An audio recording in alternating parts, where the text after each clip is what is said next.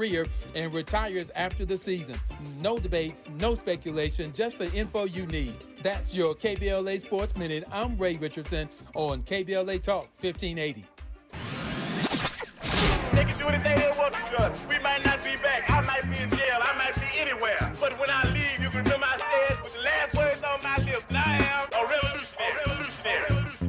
On Saturday, February 22nd, you are invited to A Night with the Panthers, a special fundraiser dedicated to supporting Black Panther veterans who now require assistance with essential needs such as medicine, food, and housing. These Black Panther veterans championed human rights, fed the hungry, educated the community, and stood as powerful symbols of resistance and resilience. Despite their incredible sacrifices, loving and serving the people did not come with retirement plans or financial security. So, now it's our time to honor their legacy and ensure that they are cared for with the dignity they deserve. You can help by attending and supporting A Night with the Panthers, Saturday, February 22nd, 6:30 p.m. to 10 p.m. at the Project 43 Team Post Center, 6841 Crenshaw Boulevard, Los Angeles. For more information, contact Black Panther Party Breakfast at gmail.com or call 707-554-2784. That's Black Panther Party Breakfast at gmail.com or call 707-554-2784. This is a community call to action from KBLA Talk 1580. At KBLA Talk 1580, we've got your black.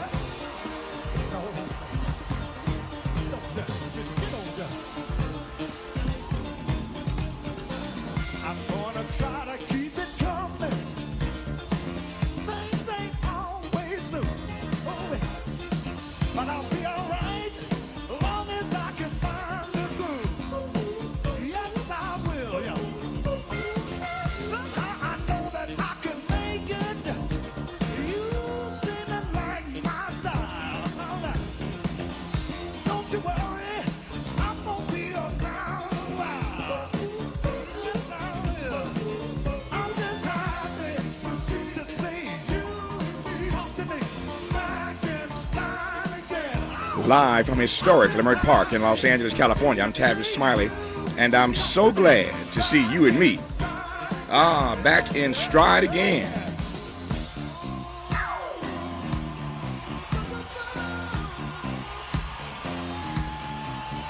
Before we get started with today's show, let me invite you to follow me on Facebook and Instagram at The Real Tavis Smiley and get updates on X, that's formerly Twitter, at Tavis Smiley. By the way, should you miss any part of today's program or want to catch up on previous shows, you can always visit thetavissmileyshow.com. That's thetavissmileyshow.com, or wherever you get your podcast, and listen to the Tavis Smiley podcast version of this live program at your leisure. Another great show on tap for you today. In just a few moments, I'll share with you, as per usual, the rundown for today's show. But let's spend a few moments right now with the renowned civil rights attorney Ben Crump. Attorney Crump and Reverend Al Sharpton will be at the First AME Church in Pasadena. There is a First AME Church here in L.A. that everybody knows. Historic church, one of the first black churches in L.A. But this is the First AME Church in Pasadena this Thursday for the National Action Network Memorial and Rally for those lost in the L.A. wildfires. I'm pleased to welcome Ben Crump back to this program. First, Ben, let me just start with this. I looked at my calendar last night, and I reached out to Sabrina last night and asked her to come on this show on Wednesday. She will be here on Wednesday. Sabrina would be Sabrina Fulton. Why do I say that? Because today is February the 3rd. Wednesday is February the 5th. And believe it or not, Trayvon Martin would have turned 30 on Wednesday. His mother joins us on our program on Wednesday. Talked to Sabrina just last night, but it hit me when I saw that calendar that Ben was coming on today, that literally on Wednesday the 5th, Trayvon would have turned 30, born on February the 5th, 1995, murdered on February 26th, 2012, at the age of 17. And I knew Ben Crump. I've known Ben Crump for a long time, but most of y'all came to know Ben Crump, given his advocacy of Trayvon Martin. So just a quick word first, Ben, about Trayvon turning 30 on Wednesday, where he's still here. Man, It's unbelievable when you think about it. It seemed like it was only yesterday, Tavis, when we all started talking about Trayvon walking home with a bag of Skittles and a can of iced tea being killed by the neighborhood watch volunteer, because he was our Emmett Till for our generation. He raised the consciousness level of Black Lives Matter in America, and we can never forget Trayvon and his parents, Sabrina Fulton and Tracy Martin, and how they led this journey for justice for their child with such dignity and respect. Yeah. What do you make of how far we have come or not come, given the kind of cases that you take on, Ben, given that it's been all these years since they murdered Trayvon? How would you assess where we are on this journey to justice, to use that phrase? Well, it's like the late Johnny Cochran said, it's a journey to justice. Mm-hmm. It's always a journey. Sometimes on the journey, you take 2 steps forward and you take a step back, but you just have to keep your eyes on the prize. And that's what I'm telling everybody. We got to keep our eyes on the prize. And as I told your audience last time we talked, Tavis, we got to celebrate the struggle. Mm-hmm. We can't get depressed for what's going on in America, because that's what they want us to do, say, woes is me, ain't have a pity party, ain't nothing we can do. They got all the power. They got all the branches of government. Well, man, think about our ancestors. Tavis, I know I'm preaching to the choir because you are a freedom fighter from day one, but think about those people like Frederick Douglass and Harriet Tubman, mm-hmm. who were in slavery, and they still had the audacity to believe that we can fight for our freedom and our liberty, no matter how much the cards are stacked against us, no matter how many hurdles seem insurmountable. And so what I say when I think about Trayvon and how far we've come and how far we have to go is I think about Harriet Tubman and how she said, I saved 100, I could have saved 100 more if they knew they were in captivity. That's right. Black people today, we can't be scared. I was talking to some young lawyers, and I said, we got to remember bravery isn't the absence of fear, but it's the ability to overcome it, mm-hmm. the fear. And that's what we got to do, because a lot of Negroes are scared and saying, well, they're going to come after us and everything. Yeah, they probably will, but you got to be strategic. You didn't think they were coming after Thurgood Marshall? You didn't think they were coming after Malcolm and Martin? They always going to be coming after you when you dare stand up and say, we think Negroes should have equality. That's right. That ain't nothing new. Nothing new. Nothing new. Ben is on point. And I got to say this, Tavis, because I speak truth to power, and, man, you got a lot of power, Tavis, and your audience do too. Man, we got to remember, y'all, we try to play it safe, and as Dr. King said, we try to have just order and peace, and we sacrifice all our liberties and everything just so we can have some semblance of saying we got peace. Mm-hmm. Well, for all the safe Negroes, even the ones in their corporate jobs and everything, these enemies of equality who run in America today, they coming after all of us. They ain't coming after just Trayvon and, the Michael Browns and the people in the neighborhood. Oh, y'all ain't safe in no C-suites because they think y'all are inferior too. They think y'all are DEI code word, unqualified hires too. So they coming after all us black people. So we all need to get ready to take a stand. Don't think you safe because you got a MBA and a JD and you got a corporate job.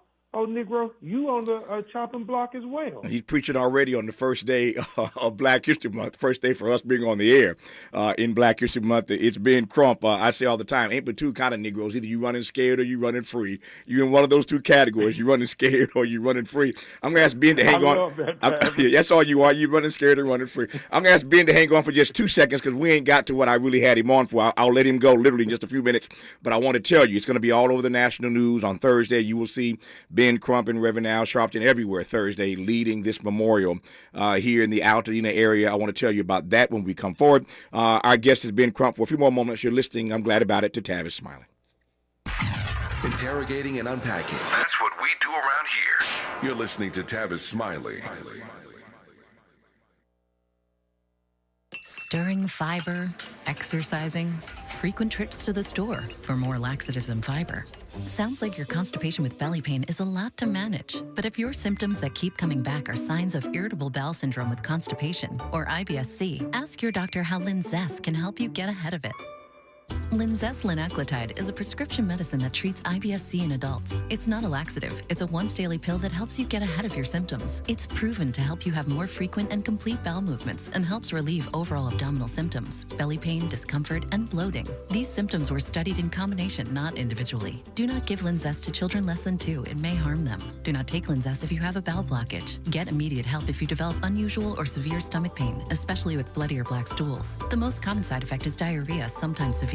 If it's severe, stop taking Linzess and call your doctor right away. Other side effects include gas, stomach area pain, and swelling. Learn more at linzess.com or call 1-800-LANZESS. Make a move into a home of your own. With City National Bank's Ladder Up Home Loan Grant, you could receive up to $20,000 that you never need to pay back. Use it toward your down payment, save on closing costs, or to buy down your mortgage rate. Find out more at cnb.com/ladderuphome. City National, here for every stage of the journey. Property must be in a qualifying market in California, New York, or New Jersey. Additional terms and conditions apply. Not all applicants will qualify. Terms are subject to change without notice. City National Bank is an equal housing lender. Member FDIC. NMLS number 536994. Are you a recent college graduate with a dream of getting a high-paying job in sales? A job where you can grow a lucrative career in multi-platform audio, digital, podcast, social media, and local events, along with world-class training and career growth opportunities. KBLA Talk 1580, located in historic Leimert Park, is currently hiring entry-level account executives for outside sales. Join a team featuring radio hosts Tavis Smiley, Dr. Cornell West, Jesse Jackson Jr., D.L. Hughley, Dr. Nee Cordelai Corte, Zoe Williams, and our very own Dominique DePrima. For more information on attending our upcoming career fair, contact SMB at KBLA1580.com today. Work, work, work, work, work, work, work, work. Sometimes he fails at fitting in, but we're okay with that. You're inside the Tavis Smiley Show. You are indeed. Just a few more minutes here with the legendary attorney, civil rights attorney Ben Crump. Then we'll pivot and get this program really started with Glenn Lowry. And a great lineup of guests today. In case you've just tuned in, I announced that Sabrina Fulton, the mother of Trayvon Martin, will be our guest on this program on Wednesday. Talked to Sabrina last night. Looking forward to that conversation because on Wednesday, Trayvon Martin, believe it or not, would have turned 30. Killed at the age of 17, of course, in Sanford, Florida. Ben Crump became the family attorney, and you all got to know Ben Crump all those years ago with his leadership, working with Sabrina and Tracy on the case of their son, Trayvon Martin. I was just talking to my board op, Ben, the same guy you talk to every time you come on this program. His name is Miles. Miles is just telling me he and Trayvon were in the same grade, man. He was walking around with a hoodie on. He and Trayvon were in the same grade. Trayvon has been dead all these years, and Miles, thank God for Jesus, is sitting on my board running this show every day, but he and Trayvon the same grade. It just puts in context for me how devastating this was all those years ago. And Sabrina and Tracy have been soldiers all these years, along with their attorney, Ben Crump. And I look forward to talking to Sabrina again on Trayvon's 30th birthday this Wednesday. That's it. Ben Crump's coming to town here in Southern California because on Thursday there's a huge memorial being led by he and the Reverend Alfred C. Sharpton of the National Action Network. They will be at First AME Church in Pasadena for this memorial, honoring those whose lives were cut short due to these wildfires. Ben Crump, say a word about Thursday, sir. Absolutely. Tavis, thank you so much for letting people know everywhere, all over the greater Los Angeles area, that we want them to come to this memorial and rally to honor those that we lost in this tragedy. Especially, we're paying tribute to those in Altadena so that they don't get swept under the rug and marginalized. Evelyn McClendon's family, Earlene Kelly's family, Rodney Nicholson's family, whose great-grandfather was the developer of Nickerson housing community there in L.A., as well as we've invited Stevie Wonder, former Vice President Kamala Harris, and the mayor, and many will be there to bring attention and awareness that these black lives matter. And since the president did not come to Altadena on this trip, he only went to Hollywood Hills and Palisades. That's right. That's right. With Tavis Smiley, we going to have a memorial for these black lives to say that they are just as important. And we don't care if you don't recognize our pain and suffering from this tragedy. We gonna recognize us, and we gonna save ourselves. And that's why we're fighting to repair, rebuild, and preserve the great Altadena, this legacy of black generational wealth. Say a quick word, Ben, about you had a town hall here not too long ago. There is a lawsuit you've already filed against Southern California Edison. Can you update us very quickly on the lawsuit? Certainly. So, and the lawsuit is expanding. Tavis is probably going to involve many entities. Some the lingering questions that you and I discuss from time to time. Tavis is a great lawyer, y'all. Stop it. He ain't got no law degree, but he plays one on the radio, on yeah.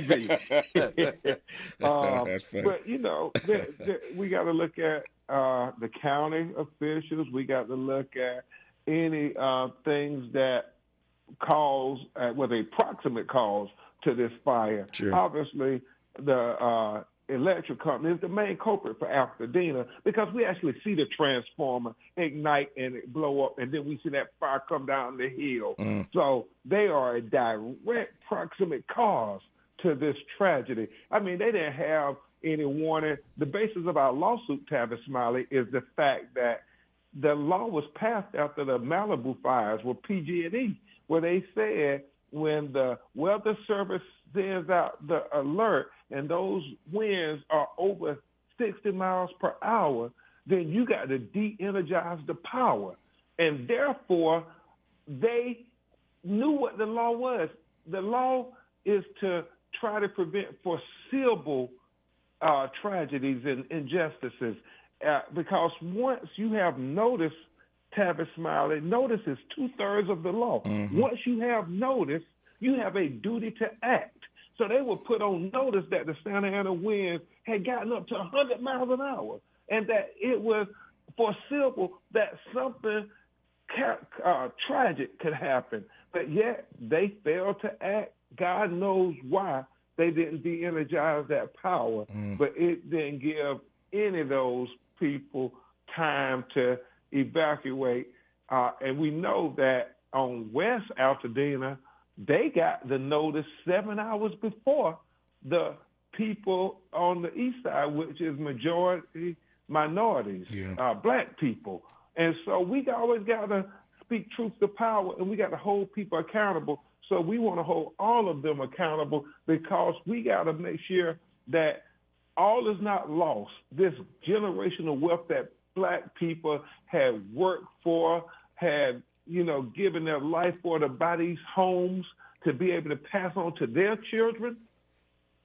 No, we can't let that not be held accountable. And so at this memorial service, we're going to be honoring these angels, these black angels, but we're also going to be doing a call for justice. Reverend Al, we all visit Tavis because we fighting Trump and his policies against direct attacks on us. They call it DEI and can't teach black history programs and everything. And so you're doing the Costco buyouts because they are standing firm in supporting DEI where people like Target and Amazon ran for the hills. And so we just got to fight. Black people got to find their courage and fight Yeah.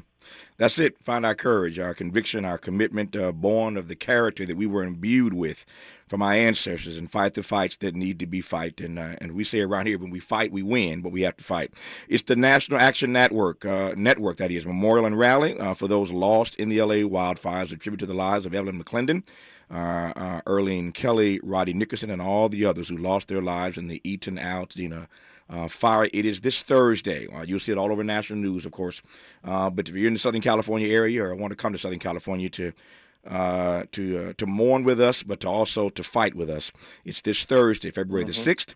Doors open at 11 a.m. Pacific time. Of course, the service starts at 12 noon, and this is at the First AME Church in Pasadena, 1700 North Raymond Avenue. All the details I'm reading for you right now are on my socials, Tavis Smiley, or my home station in L.A., KBLA Talk 1580. All the details about this Thursday service are on all of our platforms. Once again, this Thursday, the 6th of February, doors open at 11, service at 12 noon. The First AME Church, 1700 North Raymond Avenue in Pasadena, California. It is the National Action Network Memorial and Rally for those lost in the L.A. wildfires, headed by the Reverend Al Sharpton and noted attorney Ben Crump. There are a lot more questions, as being said right now, than there are answers. What did Southern California Edison know, and when did they know it? Why didn't they turn those knobs down? All kinds of questions about why people got the notices late in certain parts of Altadena, but there is no better person to be asking all the right questions than Ben Crump, and I'm always honored to have him on this program. Ben, I love you, man. I'll talk to you soon. I'll see you Thursday. Thank you for your time, sir. I love you. Can I say this before I Sure. leave? Sure. I just want to thank you, brother, not just for being brilliant and articulate, but for being courageous and having the courage to say the things that other people aren't saying, to be able to challenge the people who need to be challenged. I just want to say thank you on behalf of black people, Tavis, all over America, because right now we need our best and our brightest to be on the front line. And that's where you at, and we thank you, Tavis, from the bottom of our heart. Well, if I am there, I'm standing right next to you, brother, and I appreciate you. I will see you on Thursday. Safe travels to Southern California, Ben. All the best to you. All right, God bless you. Bless you, man. Thank you for your time. Now, to the rundown of this show. In our second hour today, two conversations. Up first, we will talk about the intense fighting in the Democratic Republic of Congo with writer Jason Stearns. Stearns spent a decade working in the Congo and Central Africa, and we'll unpack what's behind this current bloodshed. Hard to watch all this. We'll do that at the top of hour two. On the B side of hour two, a conversation with Xavier. You know how they say it down in New Orleans, Xavier, baby, Xavier. The Xavier president, Dr. Reynold Barrett, is with us on the B side of hour two as New Orleans Xavier University celebrates its centennial, 100 years of Xavier University in Louisiana. So we'll talk about their centennial anniversary on the B side of hour two. In our third hour, a conversation with scholar Henry Garrow about what Donald Trump's creeping authoritarianism looks like moving forward. And it's not a pretty picture, but I am delighted to have on this program for the rest of this hour to talk politics and a great deal more. The noted economist and best-selling author, loved him when he was last on talking about his memoir. Pleased to welcome back to this program Brown University professor Glenn C. Lowry. Professor Lowry, how are you, sir? I am doing very well, Tavis. How are you? Man, if I complained, I'd be an ingrate. I thank you for your patience. We had that breaking news about this major service. As you know, these wildfires have just caused all kind of havoc here.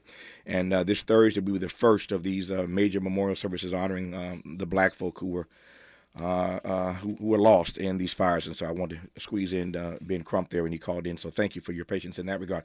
Let me just start by asking a broad question here, and we got the rest of the hour to work some things out. Here we are having this conversation with Ben Crump. Here we are talking about Donald Trump coming to Southern California, but refusing to go to Altadena. Here we are talking about Donald Trump going after DE&I, and here we are in Black History Month 2024. I don't want to color this first question much more, but how do you juxtapose all of those pieces, sir? Well, I think the wheel of history is turning. I think the arguments that served us well through the civil rights period and the early post-civil rights period are less effective politically. Trump won that election. He won it handily. The discourse about the race issues is changing. I'm shocked. I'm not necessarily happy about all that I'm seeing happening, but I'm sober. I'm recognizing that this is the United States of America. That's the country that we're living in. We're constrained by the extent to which our fellow citizens are prepared to endorse our claims. And, God bless the child that's got his own. If we're dependent upon the president, whether it's Joseph Biden or Donald Trump, to deliver us, that is a weak reed to be resting on.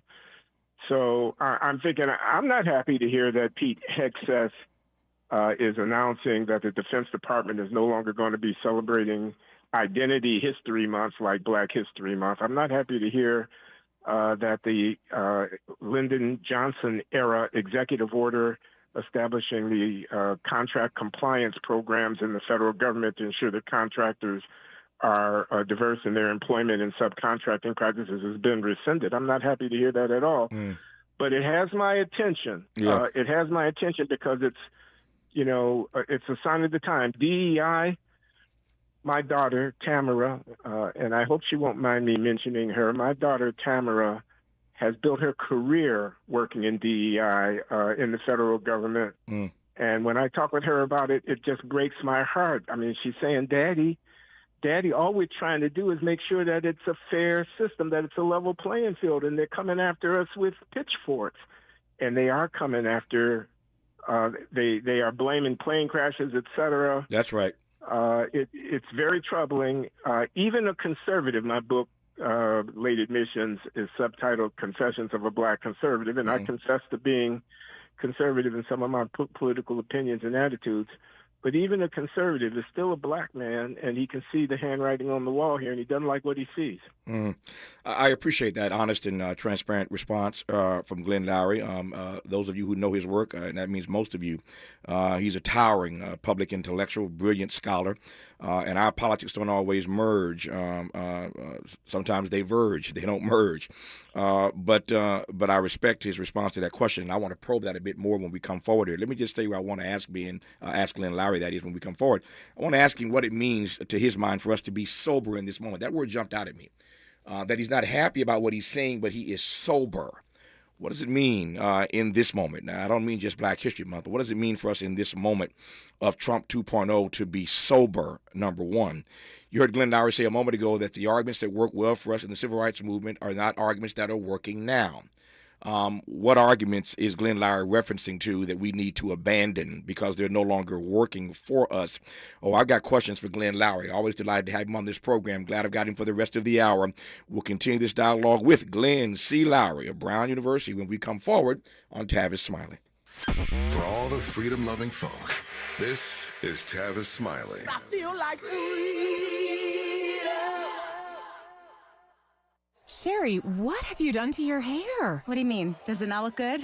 It doesn't look good. It looks freaking amazing. I can't believe how thick and healthy it looks. Oh, I must know your secret. No secret. It's hair volume from New Nordic. Hair volume, huh? Well, it certainly lives up to its name. Your hair has never looked so thick. It is gorgeous. I was so tired of having thin and brittle hair. Ugh, and the shedding. So I figured I'd give hair volume a try. Needless to say, I'm thrilled with the results. Hey, where are you going? I'm gonna pick up some hair volume right now. My reunion's next month and I want my hair to look as good as yours. Hair Volume is the best-selling hair tablet in the world and one of many award-winning natural health products from New Nordic, the #1 supplier of dietary supplements in Scandinavia. Purchase at newnordicusa.com or your local CVS. Available as a tablet or delicious gummy. Help your hair look full, voluminous, and beautiful again at newnordicusa.com or CVS.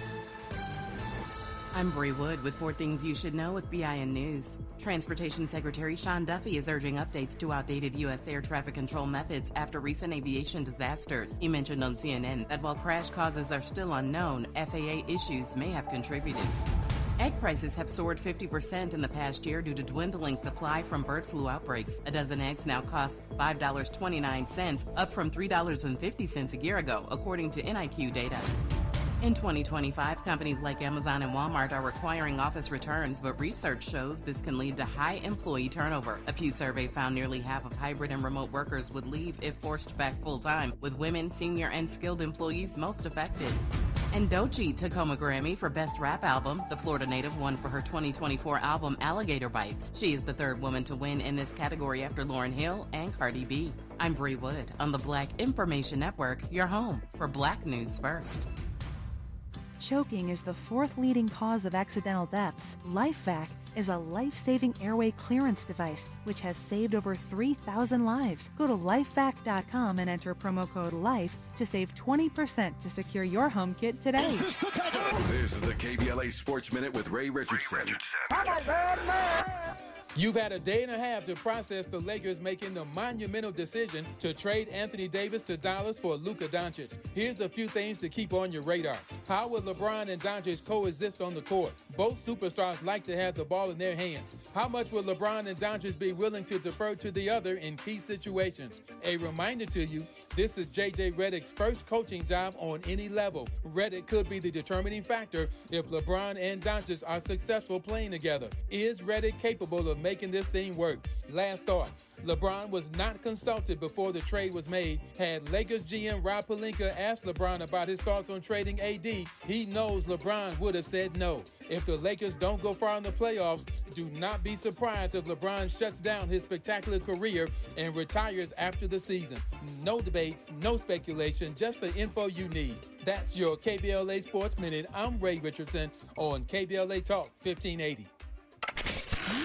We've got a lot to talk about. I'm Reverend Gerald, the life coach. Is someone you love struggling with addiction and mental illness? Is improving your family's health important? Want to leave a legacy that your family can grow? Are you ready to enhance your perception of life experiences? Then wake up weekends at 7 a.m. with Urban Family Focus and get the wisdom, opportunity, resources, and motivation to live your best life. Join the conversation on Urban Family Focus Saturday and Sunday at 7 a.m. Unapologetically progressive. KBLA Talk 1580. We've got your black.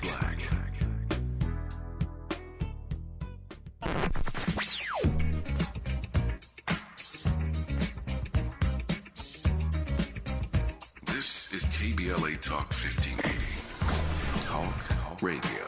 That's music to your ears. We're unapologetically progressive. KBLA Talk 1580. Running out of hot water? Water Heaters Only makes replacing your water heater easy. With one call and great pricing, Water Heaters Only can have you back in hot water the same day, within hours of your call. Visit waterheatersonly.com. That's waterheatersonly.com. Paid for by government.com. Did you know? The United States Mint has issued a new Morgan silver dollar coin in proof condition for the first time. Not only that, they are also minted in 99.9% pure silver for the first time ever in history. Coin experts are calling this an amazing opportunity for anyone that knows the enduring popularity of Morgans. But you must hurry. Only 400,000 of these legal tender silver dollars were issued. These first ever Morgan silver dollars are brand new with stunning mirror-like finish, minted by the iconic San Francisco Mint. Call now and you're guaranteed a new first ever 99.9% pure silver proof Morgan dollar. To learn more, call 1-800-973-9717. If you order now, you will receive a free coin collector bonus pack, a $25 value, free with every order. Call 1-800-973-9717 now to secure your new Morgan silver dollars before they are gone. That's 1-800-973-9717. KBLA Talk 1580. We've got a lot to talk about. KBLA Talk 1580, connecting you with services and solutions. If you need help getting your resume in order, finding job training, or landing a job, we've got 3 great options for you. First, the City of Los Angeles has WorkSource centers across the area offering free job support. The California Workforce Development Board can help you with everything from GED prep to vocational training at no cost to you. On the federal level, the Department of Labor's American Job Centers offer a full range of services resources for job seekers and businesses alike. Visit careeronestop.org, or for more info, just call California's Help Center or visit cwdb.ca.gov or call 916-657-1440. For the City of Los Angeles programs, go to ewdd.lacity.gov or call 213-744-7300. All these services are free to help you get your next job. This is a community call to action from KBLA Talk 1580.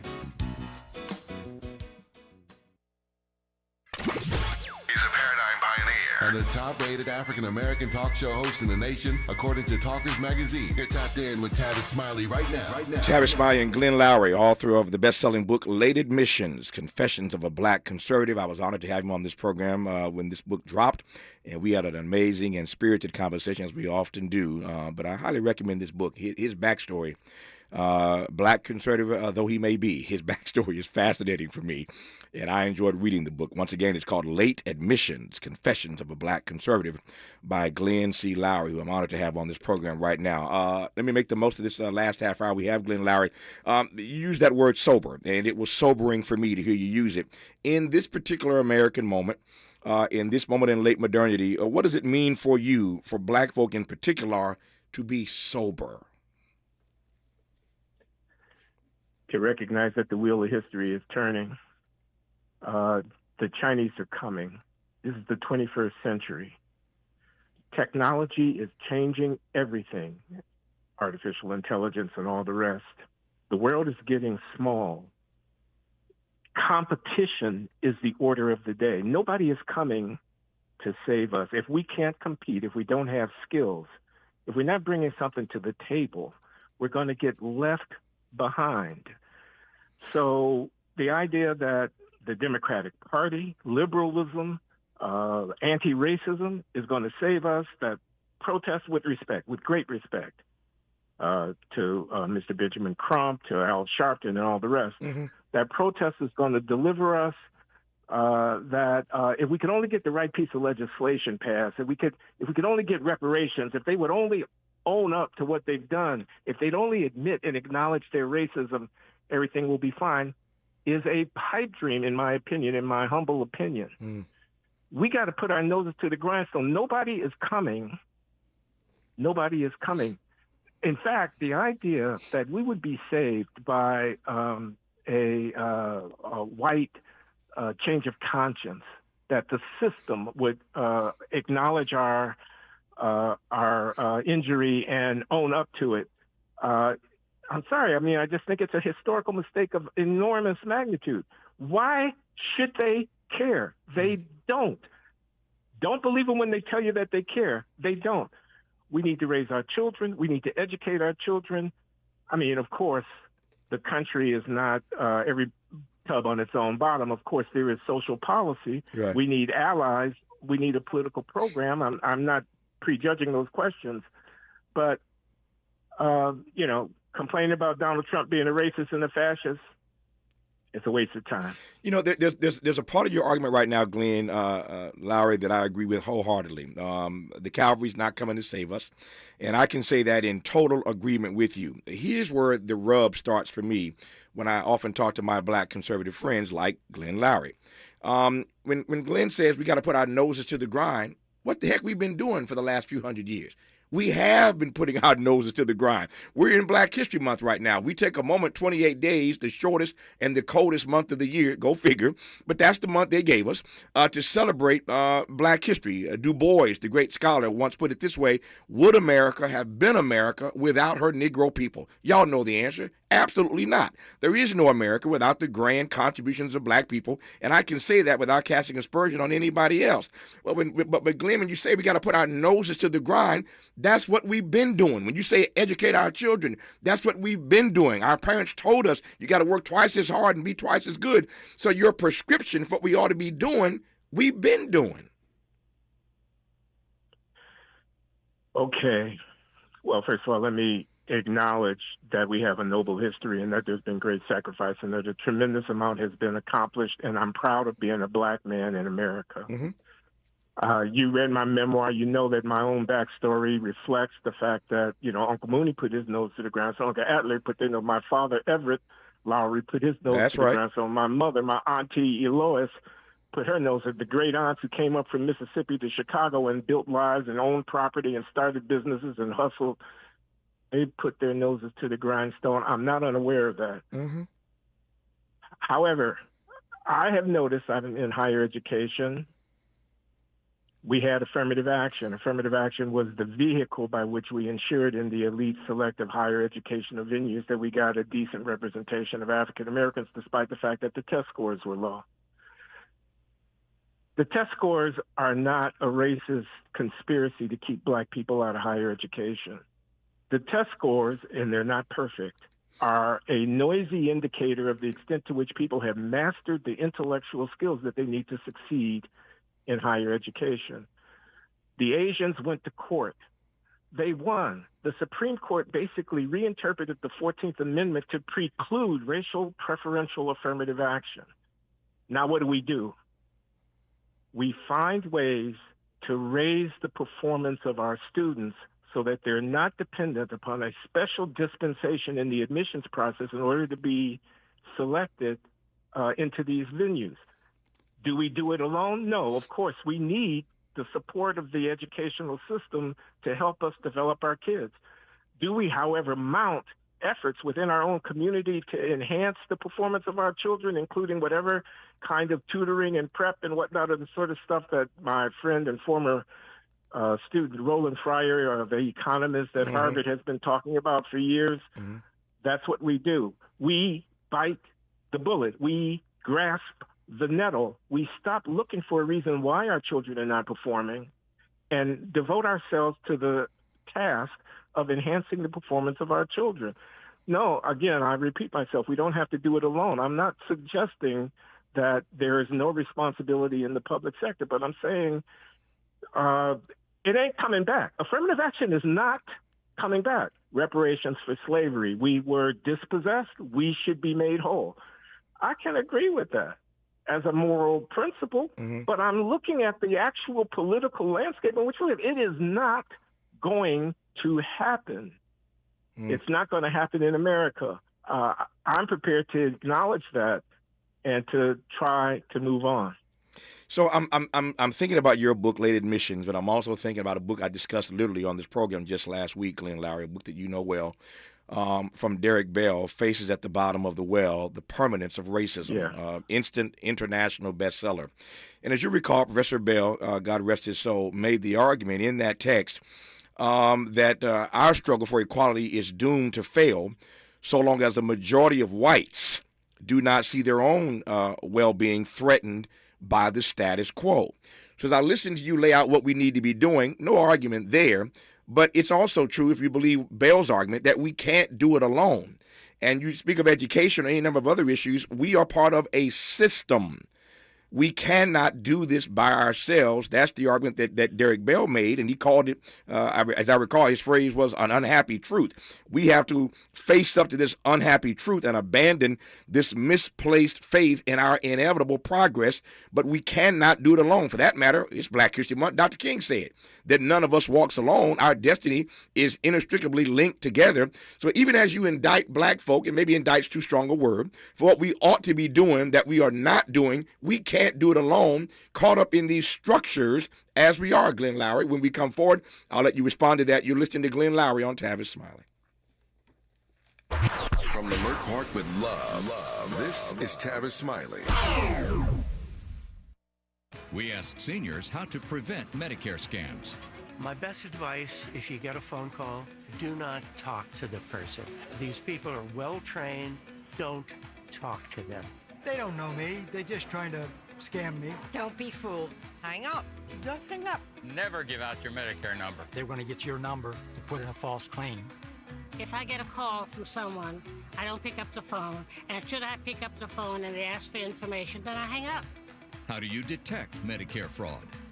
Just like I check my credit card statements, I check my Medicare statements monthly. Scammers can get a hold of your number, order medical devices through your account, and you're not even going to know about it if you don't look at your statement. Check your statement every month. If you get your statement and you see something that you know you did not have done, you report it. Call your senior Medicare Patrol. To report Medicare fraud, call the Senior Medicare Patrol at 855-613-7080. 1 in 3 children born today will get diabetes. This sad prediction by the Centers for Disease Control will come true if millions of Americans don't improve their lifestyles, especially by changing what they eat, how much they eat, and how active they are every day. Every 23 seconds, another American gets diabetes. Stop diabetes before it starts. To learn more, contact the American Diabetes Association or download our free diabetes education programs at learningaboutdiabetes.org. They can do anything they want to us. We might not be back. I might be in jail. I might be anywhere. But when I leave, you can remember I said with the last words on my lips, I am a revolutionary.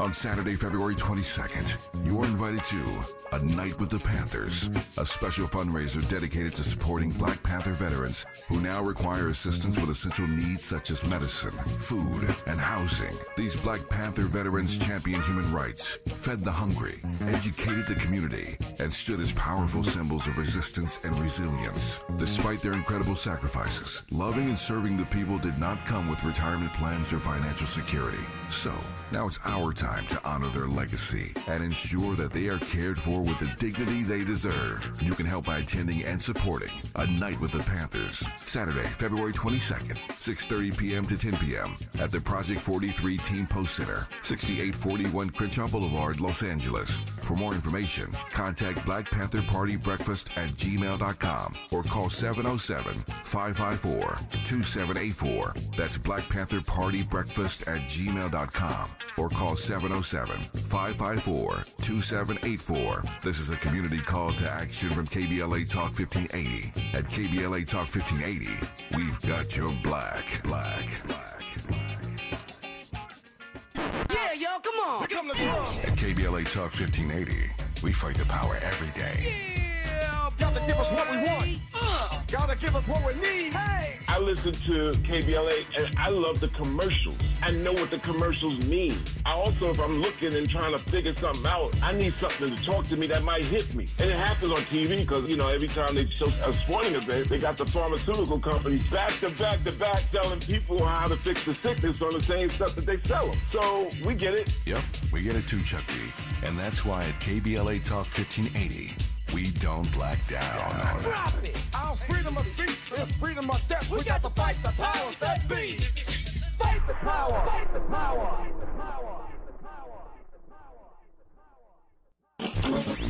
Freedom is an endless meeting. So let's get back to it with Tavis Smiley.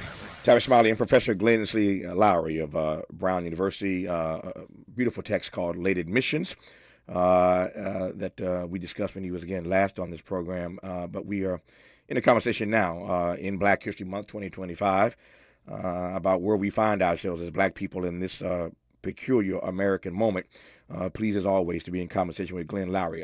Glenn, I yield to you. You heard me say a moment ago that if you're talking Derek Bell's book, Face at the Bottom of the Well, he argues that we can't do this alone, and that white folk, a majority, that's the key phrase here, key word, a majority of white folk have to also see their own well-being threatened by the status quo. But that ain't what we got. We're in a moment right now where they are isolating us, they are abandoning us, they are disenfranchising us. Pick your word, and you're right. The cavalry is not coming, but I'm trying to juxtapose your point of view with Derek Bell's point of view. Can you help me out? I don't know, Tavis. I don't know, man. Because the great late Professor Bell has a point.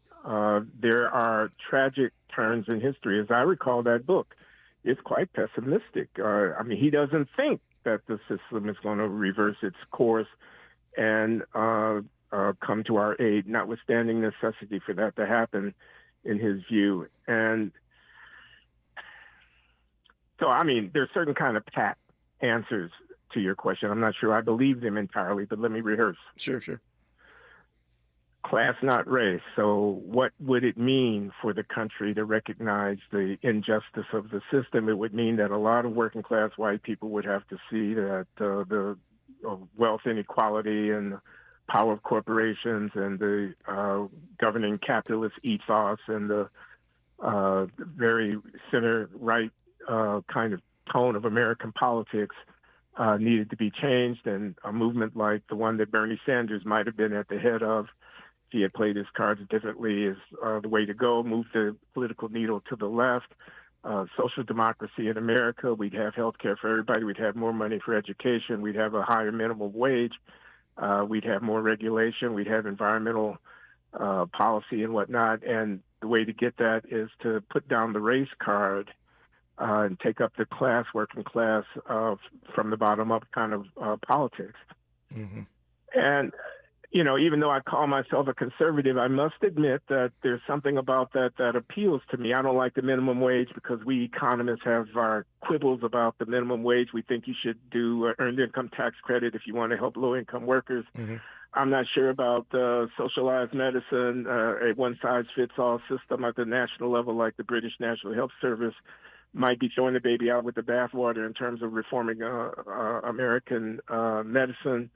And so on. And I rather like capitalism because I think it's the goose laying the golden egg of economic growth. That's the reason that people all over the world want to come here to make their fortunes, because this is a dynamic, growing, open economy with innovation and growth and whatnot. I think capitalism is better than socialism. I think all of those things. Mm-hmm.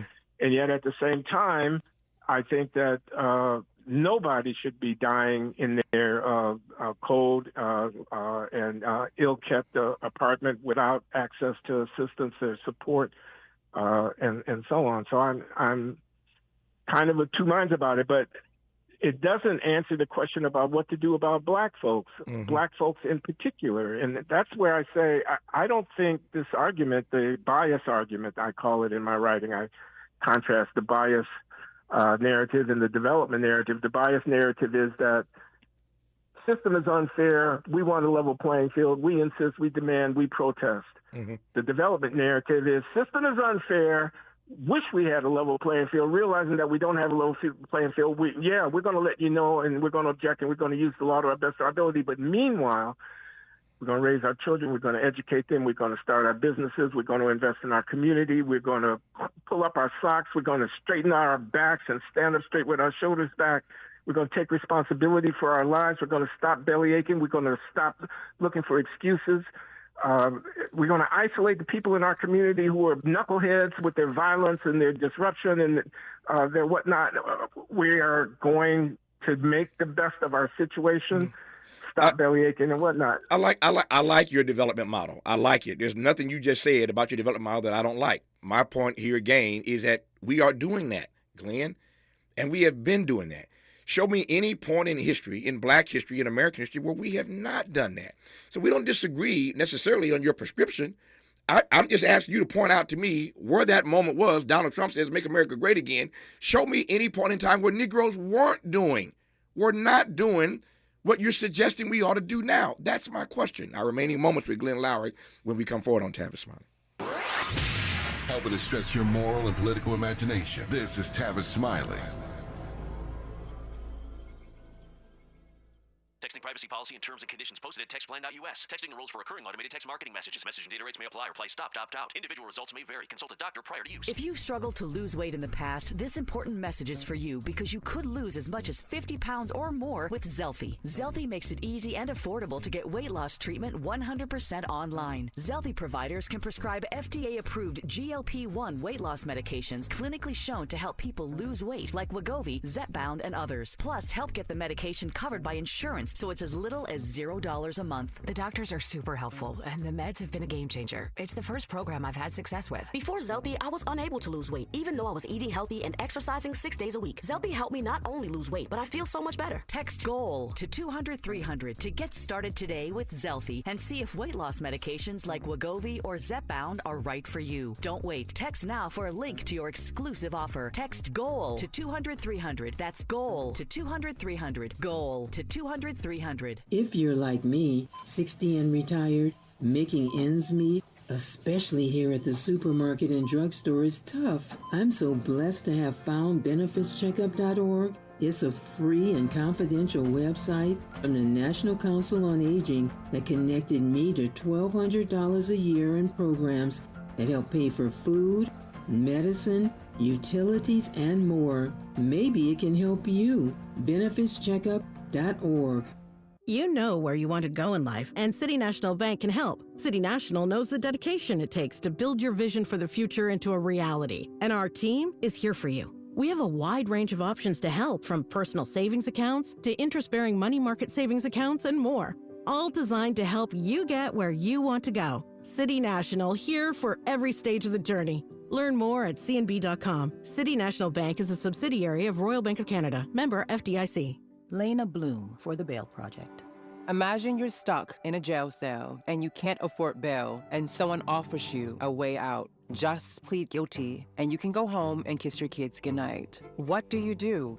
What thousands have. You plead guilty whether you are or not. Cash bail makes poverty a crime. That's why the Bail Project helps those who can't afford it while fighting to end cash bail, because freedom should be free. Brought to you by the Ad Council. Less monologue, more dialogue. Tavis Smiley continues right now. I've got 4 minutes left with Glenn Lowry. I would give it all to him. But Glenn, that's my question, and I mean that sincerely. Not much of what you said do I disagree with. My question is, when in American history, when in Black history, have we not been doing all those things you suggest we ought to be doing now? If the argument is that we got to do it on steroids, maybe that's your answer. But don't act like we haven't been doing this all along, Glenn. Well, Tavis, you're not going to get me to disparage Black people by saying that we haven't been trying and that we haven't done. I'm not going to do that. You read my autobiography. Oh, yeah. My life is not perfect. I know that I could have done better. I know that I didn't have to abandon kids that I have fathered when I did. I know that I did not have to use crack cocaine the way that I did.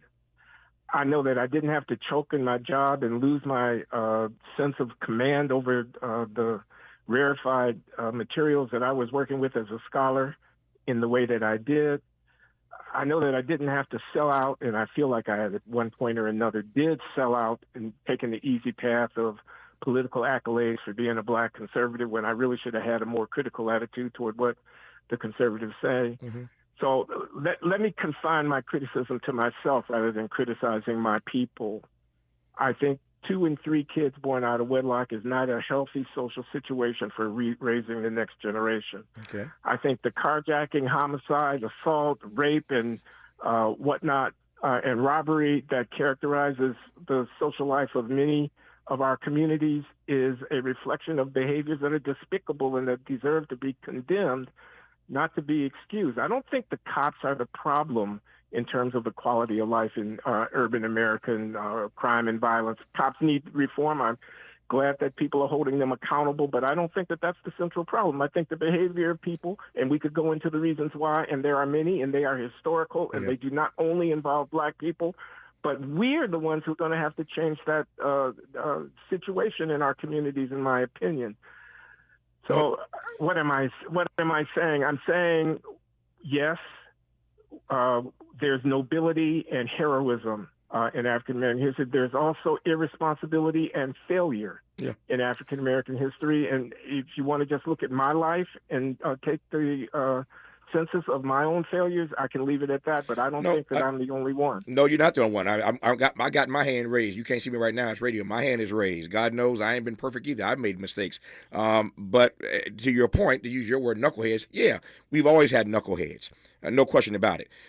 My point is, and we have to leave it here until you come back on this program next time, none of what you have said abrogates the responsibility of these systems and structures to not further disenfranchise us, to not further dispossess us, to not further try to deny us. That's where we'll leave it for now. We'll pick it up next time Glenn Lowry's back on this program. Again, I recommend this book. It's called Late Admissions. Check it out wherever fine books are sold. Glenn, always appreciate our dialogues, my friend. I'll talk to you soon, and all the best to you, sir. Thanks for the time and the access to your audience, Tavis. I appreciate you, my brother. It is my great pleasure, always. More of Tavis Smiley when we come forward. KBLA 1580 Santa Monica. I'm Bree Wood with 4 Things You Should Know with BIN News. Transportation Secretary Sean Duffy is urging updates to outdated U.S. air traffic control methods after recent aviation disasters. He mentioned on CNN that while crash causes are still unknown, FAA issues may have contributed. Egg prices have soared 50% in the past year due to dwindling supply from bird flu outbreaks. A dozen eggs now costs $5.29, up from $3.50 a year ago, according to NIQ data. In 2025, companies like Amazon and Walmart are requiring office returns, but research shows this can lead to high employee turnover. A Pew survey found nearly half of hybrid and remote workers would leave if forced back full-time, with women, senior, and skilled employees most affected. And Doechii took home a Grammy for Best Rap Album. The Florida native won for